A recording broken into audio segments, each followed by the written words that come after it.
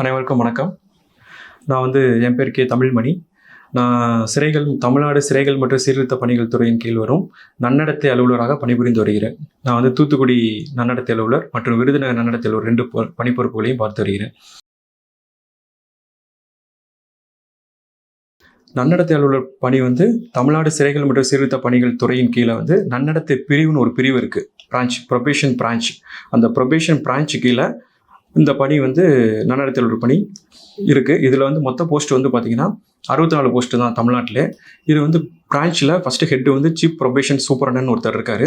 அவருக்கு கீழே தமிழ்நாட்டில் 12 மண்டலமாக பிரித்து மண்டல நன்னடத்தை அலுவலர் அப்படின்னு சொல்லிட்டு 12 மண்டல நன்னடத்தை அலுவலர் கொடுத்துருக்காங்க. அவங்களுக்கு கீழே 64 ப்ரொபேஷன் ஆஃபீஸர்ஸ் ஒர்க் பண்ணிகிட்ருக்காங்க. இதில் நான் தூத்துக்குடி திருநெல்வேலி மண்டலத்தில் வருது. இந்த பணியோட கல்வி தகுதி என்னன்னா எனி டிகிரி எடுத்துக்கிட்டால் இந்த போஸ்ட்டை நம்ம எடுத்துக்கலாம். ரெண்டாவது, இந்த பணியோட தன்மை என்னன்னு எடுத்துக்கிட்டிங்கன்னா, ப்ரொபேஷன் ஆஃபீஸர் அப்படிங்கிறது நன்னடத்தை அலுவலர், நன்னடத்தை அதிகாரி. இந்த இது பார்த்தீங்கன்னா ஜெயிலுக்கும் கோர்ட்டுக்கும் போலீஸ் ஸ்டேஷனுக்கும் இந்த 3 இதுக்கும் நம்மளுடைய வேலை இருக்கும். ஜெயிலை பொறுத்த வரைக்கும் பார்த்தீங்கன்னா பரோல் ஆஃபீஸர், கோர்ட்டை பொறுத்தவரைக்கும் பார்த்தீங்கன்னா ப்ரொபேஷன் ஆஃபீஸர், அதாவது இன்வெஸ்டிகேஷன் ஆஃபீஸர். போலீஸ் ஸ்டேஷன் எடுத்துட்டிங்கன்னா போலீஸ் ஸ்டேஷனில் போய் நம்ம லாக்அப் செக்கப் இந்த மாதிரி பண்ணுவோம். அதாவது 24 மணி நேரத்துக்கு மேலே எந்த ஒரு கைதியும் அடைச்சி வைக்கக்கூடாது. அதை நம்ம செக் பண்ணிவிட்டு அங்கே ஒரு என்ட்ரி போட்டு வந்துடும். அது போலீஸ் ஸ்டேஷன் ஒர்க்கு. ஜெயிலை பொறுத்த வரைக்கும் பார்த்தீங்கன்னா ஜெயில் கைதிகள் ஆயுள் தண்டனை கைதிகள், தண்டனை கைதிகள் ஜெயிலில் மத்திய சிறைகளில் இருப்பாங்க. அவங்களுக்கு லீவ் இருக்கும். அவங்களுக்கு வருஷத்துக்கு 15 நாள் லீவ் இருக்கும். அந்த லீவை கொடுக்குறது ப்ளஸ் பொது மன்னிப்பில் அவங்கள விடுதலை பண்ணுறதுக்கு நம்ம ரிப்போர்ட் கொடுப்போம். நம்ம ரிப்போர்ட்டை பேஸ் பண்ணி தான் கவர்மெண்ட் அவங்கள பொது மன்னிப்பில் விடுதலை பண்ணுவாங்க.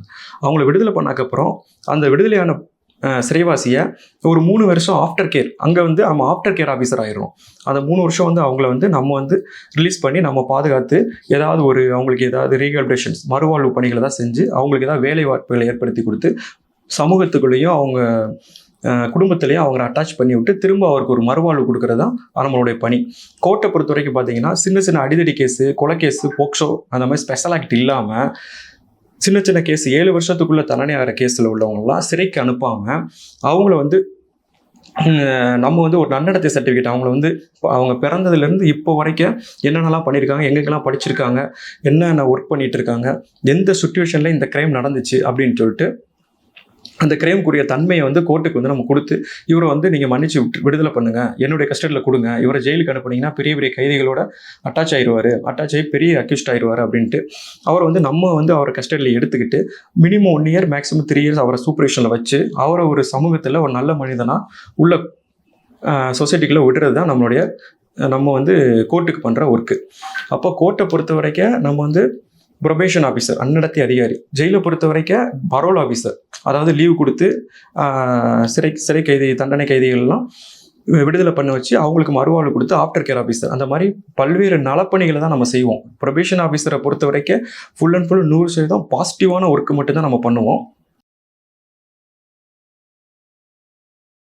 இந்த நன்னடத்தை அலுவலரோட பதவியோட அதிகாரம் பார்த்துக்கிட்டிங்கன்னா உச்சபட்ச அதிகாரம் இருக்குது. அதாவது ஏன் இந்த போஸ்ட்டும் மக்களுக்கு தெரியலை அப்படின்னா, நம்மளுடைய போஸ்ட் அந்த குற்றம் செய்பவர்களுடைய தொடர்புடையது, குற்றவாளிகளுக்கும் அதனால் பாதிக்கப்பட்டவர்களுக்கும் உள்ள தொடர்புடையதான் நம்ம போஸ்ட்டு. அதனால் பொதுமக்களுக்கு அதிகமாக தெரிய வாய்ப்பு இல்லை. ஆனால் இந்த போஸ்ட்டில் அவ்வளோ அதிகாரம் இருக்குது. என்னென்னா, ஒரு ஆயுள் தண்டனை கைதியோ ஒரு தண்டனை சிறைவாசியோ நீங்கள் ஒரு பிஓ ரிப்போர்ட் இல்லாமல் அவரை விடுதலையோ இல்லை லீவுக்கோ வெளியே விடவே மாட்டாங்க. நம்ம ரிப்போர்ட் போனால் தான், அதை பேஸ் பண்ணி தான் கைதிகளே வெளியே வர முடியும். கைதிகள்னோடனே அவங்க எல்லாமே குற்றம் பண்ணவங்க, அவங்க பெரிய அக்யூஸ்ட் அந்த மாதிரி கிடையாது.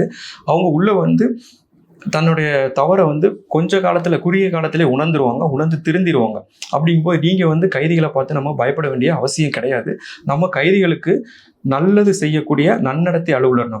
அவங்கள நம்ம நல்ல முறையிலே பார்த்து நல்ல முறையில் மரியாதையாக ட்ரீட் பண்ணோம்னா அவங்க நம்மளை தெய்வமாக பார்ப்பாங்க. அப்படிங்கும்போது அவங்களுக்கு நம்ம ஒரு மறுவாழ்வு பண்ணி கொடுத்து அவங்களுக்கு இந்த சொசைட்டியில் எல்லா நம்மளை மாதிரி ஒரு மனிதனாக உருவாக்கி சீர்திருத்தம் பண்ணி வெளியே விடுறது தான் இதோடைய பணி. நமக்கு அதிகாரம் வந்து ஜெயில் ஒவ்வொரு அந்த ஜூரிஸ்டிக்ஷன், இப்போ தூத்துக்குடினா ஜூரிஸ்டிக்ஷன், பேரூரணி சப்ஜெயில் ஸ்ரீவைகுண்டம், இந்த ஜெயிலுக்கு வந்து நம்ம வந்து மந்த்லி ஒன்ஸ் இன்ஸ்பெக்ஷன் போவோம், இல்லைனா விசிட் போவோம். அது எதுக்கு போகிறோம்னா அந்த யூனிஃபார்ம் சர்வீஸில் இருக்கிற ஆஃபீஸர்ஸ் கரெக்டாக ஒர்க் பண்ணுறாங்களா, அவங்க கைதிகளை கரெக்டாக பார்த்துக்கிறாங்களா, சாப்பாடு கரெக்டாக கொடுக்குறாங்களா அப்படின்னு அவங்கள செக் பண்ணுறதுக்கும், கைதிகள்கிட்ட போய் அவங்கள கூட்டு வச்சு உட்காந்து அவங்கள பேசி அவங்களுடைய குறைகள் என்னன்னு பேசி ஆற்றுப்படுத்தி அவங்களுக்கு ஏதாவது நல்வழிகள் பண்ணி அவங்களுக்கு ஏதாவது உதவி பண்ண முடியுமான்ற அந்த வேலைகளை தான் நல்ல முறையில் நம்ம பண்ணுவோம். நம்மளுடைய ஒர்க்கு நேச்சர் எல்லாமே பாசிட்டிவ் ஒர்க்ஸ் தான். நம்மளால் வந்து நான் சிறை கைதிகளோ பாதிக்கப்பட்டவங்கன்னு எடுத்துக்கிட்டிங்கன்னா, ஒரு கொலை கேஸில் உள்ளே போயிட்டாருன்னா பாதிக்கப்பட்டவங்களுக்கு பாதிக்கப்பட்ட நல்ல நிதின்னு ஒரு நிதி இருக்குது, அது பாதிக்கப்பட்டவங்களுக்கு தெரியாது. அப்போ அவங்கள நம்ம அனலைஸ் பண்ணி அவங்களுக்கு நம்ம பாதிக்கப்பட்ட நல்ல நிதி வாங்கி கொடுப்போம், ஒரு 50,000 வாங்கி கொடுப்போம். நம்ம ப்ரொபேஷன் ஆஃபீஸர் போஸ்ட்டை பொறுத்த வரைக்கும் பார்த்தீங்கன்னா, நம்ம வந்து ஒரு சட்டத்தின் கீழான நம்மளுடைய பதவி இருக்கும். எல்லாருடைய அரசு பதவி வந்து ஒரு ஜிஓ அரசாணை போட்டு பதவி உருவாக்குவாங்க. நம்ம பதவி மட்டும் சென்ட்ரல் ஆக்ட், மத்திய சட்டம், தமிழ்நாடு, அதாவது குற்றவாளிகள் கண்காணிப்பு சட்டம் 1958 கொண்டு வரப்பட்டது. அந்த சட்டத்தில் மொத்தம் 19 ஆக்ட் இருக்குது. அந்த 19 ஆக்டில் 13வது ஆக்ட் படி தான் நம்மளுடைய பதவி இருக்குது. அதனால் வந்து நம்ம சட்டம் வந்து மத்திய சட்டத்தின்படி நம்மளுடைய பதவி வந்து உருவாக்கப்பட்டுள்ளது. இந்த பணி வந்து பார்த்திங்கன்னா ஃபுல் அண்ட் ஃபுல்லு வந்து மத்திய அரசு பணி தான். ஆனால் வந்து இதை வந்து நம்ம தமிழ்நாடு அந்தந்த ஸ்டேட்டுக்கு வந்து சென்ட்ரல் வந்து பவர் கொடுத்து அந்த ஒரு போஸ்ட்டை வந்து உருவாக்கியிருக்காங்க. இந்த போஸ்ட்டோட நம்ம பதவி உயர்வு எடுத்துக்கிட்டோம்னா இந்த இது வந்து நம்ம சுரேஷ் IAS அகாடமி, வெற்றியின் முகவரி. தமிழ்நாடு சிறைகள் மற்றும் சீர்திருத்த பணிகள் துறையின் கீழ் வருது. நான் ஏற்கனவே சொல்லிட்டேன். அந்த துறையில் நம்ம வந்து ப்ரொபேஷன் பிரான்ச்சுன்னு தனியாக இருப்போம். அந்த ப்ரொபேஷன் பிரான்ச்சோட ஸ்ட்ரக்சர் எப்படின்னா, சென்னையில் சீஃப் ப்ரொபேஷன் சூப்பரண்டன்ட் ஒருத்தர் இருக்கார். அவர் தான் நம்மளுடைய உயர் அதிகாரி. அதாவது நம்ம வந்து டிஐஜி தான் நம்மளுடைய அப்பாயிண்டிங் அத்தாரிட்டி, சிறைத்துறை டிஐஜி. அவருக்கு கீழே வந்து சிபிஎஸ், சீஃப் ப்ரொபேஷன் சூப்பரண்ட் ஒருத்தர் இருக்கார். அவருக்கு கீழே வந்து ரீஜனல் ப்ரொபேஷன் ஆஃபீஸர்னு 12 பேர் இருக்காங்கன்னு ஏற்கனவே சொன்னேன். அந்த 12 பேர் கீழே 64 ப்ரொபேஷன் ஆஃபீஸர்ஸ் இருப்போம். இப்போ வந்து பார்த்தீங்கன்னா ப்ரொபேஷன் ஆஃபீஸர் மட்டும்தான் டேரக்ட் ரெக்ரூட்மெண்ட். அடுத்து regional probation officer promotion post தான். அடுத்து சிபிஎஸ் ப்ரொமோஷன் போஸ்ட் தான். அப்போ நமக்குள்ள ப்ரொமோஷன்ஸ் வந்து 2 தான், 2 ப்ரொமோஷன்ஸ் தான். டோட்டலாக 64 ப்ரொபேஷன் ஆஃபீஸரும் ரீஜனல் ப்ரொபேஷன் ஆஃபீஸர் தான் ஆக முடியும். அதுக்கடுத்து சீஃப் ப்ரொபேஷன் சூப்பரண்டன்ட் யாராவது ஒரு ஆளுக்கு வரும். இதுதான் நம்மளோட ப்ரொபேஷன் பிரான்ச்சோட ஸ்ட்ரக்சரு. இதில் ப்ரொமோஷன்ஸ் பார்த்தீங்கன்னா மற்ற டிபார்ட்மெண்ட்டை ஒப்பிடும்போது இதில் வந்து ரொம்ப குறைவாக தான் இருக்கும். இப்போ குரூப் 2 இன்ட்ரி போஸ்ட்டில் இந்த பதவியை நீங்கள் நன்னடத்தை அலுவலர் பதவி எடுத்துகிட்டு வந்தீங்கன்னா, இப்போ வந்து நீங்கள் ஜாயின் பண்ணும்போது உங்கள் கையில் வந்து 50,000 to 52,000 வந்து உங்கள் கையில் வந்து சம்பளமாக கிடைக்கும். இதில் இந்த பதவி வந்து பார்த்தீங்கன்னா சிறைகள்னு சொல்லிட்டு சிறை ஜெயில் அப்படின்னு சொல்லிட்டு நிறைய பேர் பயப்படுவீங்க. பயப்படுறதுக்கு இது ஒன்றுமே இல்லை. நம்மளுடைய பதவி வந்து ஒரு நல்ல ஒரு பதவி. இது வந்து பெண்களுக்கு சூட்டபிள் ஆகுமா அப்படின்னா பெண்களுக்குமே சூட்டபிள் ஆகும். இந்த பிரான்ச்சில் 64 கிட்டத்தட்ட ஒரு 30 பேர்கிட்ட பெண்களும் ஒர்க் பண்ணிகிட்டு இருக்காங்க. இந்த பணியை பார்த்தீங்கன்னா நீங்கள் நம்ம வந்து ஃபீல்டு போவோம். நமக்கு தபால் வரும். அதை வந்து நம்ம சிறைவாசிகளோட குடும்பத்துக்கும் வெளியே போய் ஃபீல்டு என்கொயரி பண்ணுவோம். நமக்கு ஏன் யூனிஃபார்ம் இல்லை அப்படின்னா, நம்ம போலீஸாக போய் நம்ம என்கொயரி பண்ணோம்னா அவங்களுக்கு அந்த பாதிக்கப்பட்டவங்களுக்கோ இல்லை சிறைவாசி குடும்பத்துக்கோ ஒரு மான பிரச்சனை ஏற்படும். போலீஸ் வந்து வீட்டில் என்கொயரி பண்ணுறாங்க. அதனால தான் நம்ம வந்து ஒரு பப்ளிக் சர்வெண்ட்டாக இருந்து அங்கே போய் நம்ம ஒரு பப்ளிக்காகவே போய் அவங்கள்ட்ட என்கொயரி பண்ணிட்டு யாருக்குமே பக்கத்து வீட்டுக்காக யாருக்கும் தெரியாமல் ஒரு இன்வெஸ்டிகேஷன் நம்ம பண்ணி ஒரு ரிப்போர்ட் வந்து நம்ம கவர்மெண்ட்டுக்கு கொடுப்போம். அதனால தான் நமக்கு வந்து யூனிஃபார்ம் கிடையாது. ஆனால் யூனிஃபார்ம் சர்வீஸ்க்குரிய எல்லா பவருமே நமக்கு இருக்குது.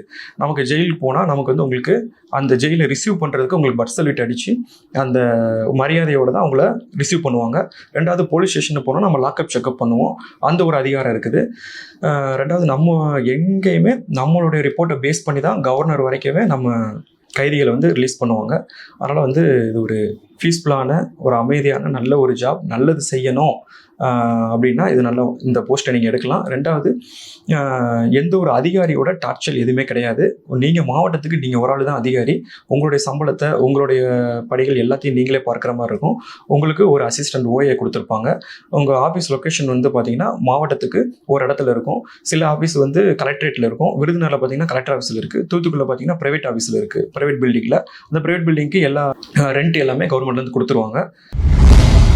சுரேஷ் IAS அகாடமி, வெற்றியின் முகவரி.